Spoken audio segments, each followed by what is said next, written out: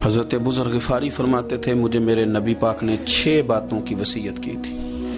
اپنے بچوں کو بھی بتاتے تھے، دوستوں کو بھی 6 باتوں کی حضور نے وصیت کی تھی. سب سے پہلے حضور نے فرمایا تھا ابو ذر مسکینوں سے محبت کرتے رہنا. دوسرا نبی پاک صلی اللہ علیہ وسلم نے فرمایا تھا جب بھی دیکھنا نیچے والوں کو دیکھنا، اوپر والوں کو نہ دیکھنا.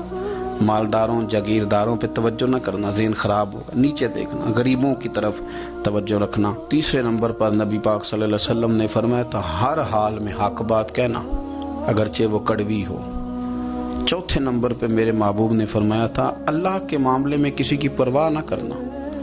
کوئی کیا کہتا ہے کہتا رہے، تم رب کے رستے پہ چلتے رہنا، ملامت کی پرواہ نہ کرنا. اور 5ویں نمبر پر میرے نبی پاک نے مجھ سے کہا تھا اگر رشتہ دار تجھ سے تعلق توڑیں بھی نہ تو تو جوڑ کے رکھنا، صلہ رحمی نہ چھوڑنا. اور 6 نمبر پر حضور نے فرمایا تھا اللہ کے عرش کے خزانوں میں سے خزانہ ہے لا حول ولا قوت الا باللہ العلی العظیم. حضور نے فرمایا اسے پڑھتے رہنا، اسے کبھی نہ چھوڑنا. اے اللہ ان نیک اور پاک لوگوں کا صدقہ ہمارے دلوں کو تقویٰ عطا فرما.